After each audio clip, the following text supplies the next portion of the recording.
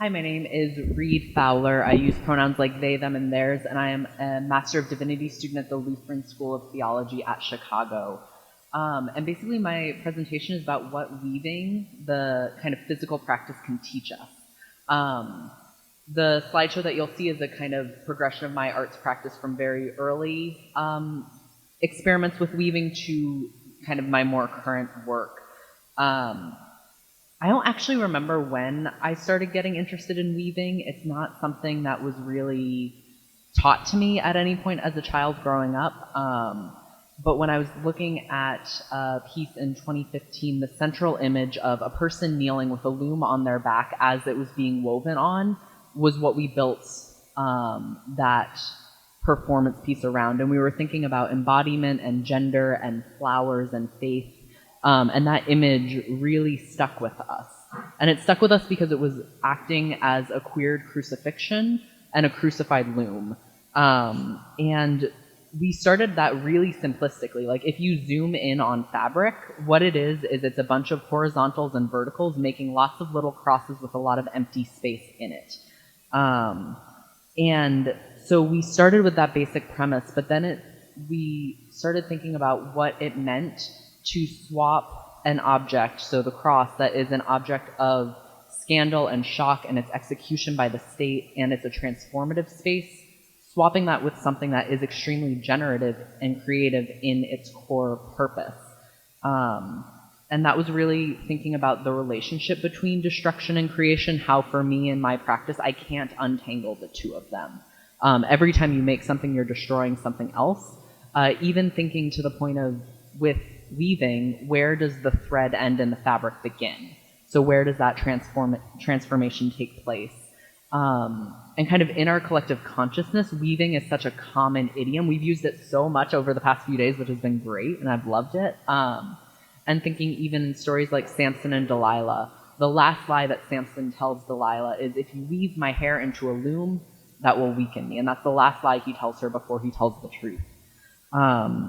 It's also, for me, been a really strong prayer practice, kind of the physicality of just a meditative process with that. And that relates to the origin in a lot of ways.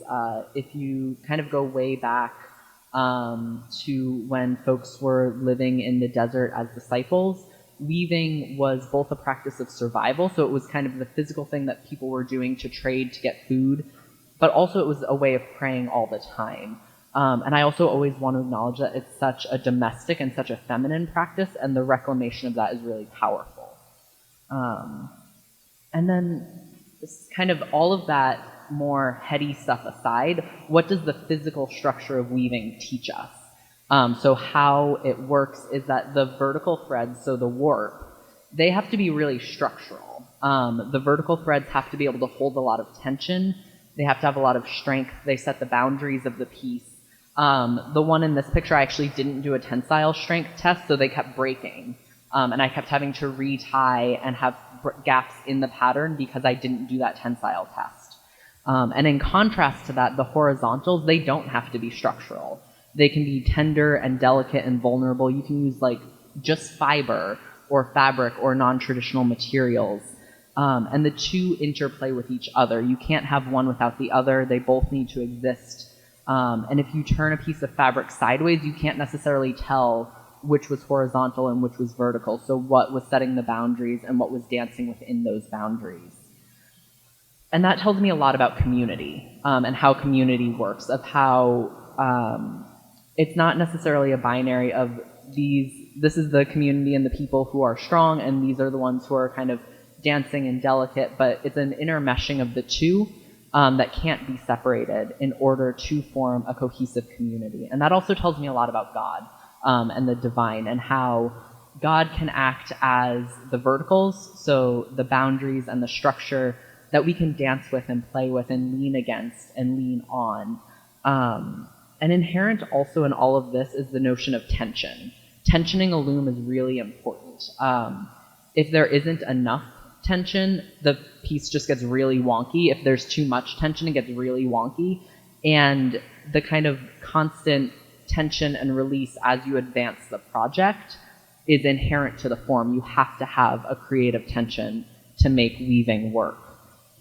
And that tells me a lot about embodiment and resilience, how tension can be critical and is important, and also how even the act of creation is a tension point because you're saying, I exist, I'm making a physical thing, I am making something that capitalism and production wants me to forget how to make for myself, but I know how to make it for myself.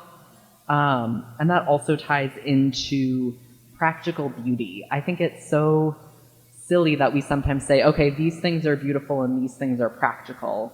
Whereas, like, why are these plates and these cups any different than the ones that we put on our altars? And they don't need to be separate. And for me, weaving weaves those two things together. I also think a lot in my practice about first fruits, so offering the first and greatest back to the divine, because there is such a symbiotic relationship there. And the first piece that I wove on the loom that I built was a first fruits offering that I then lives on my altar now. And that was really the point of that piece, was just an offering of thanksgiving and gratitude and creation.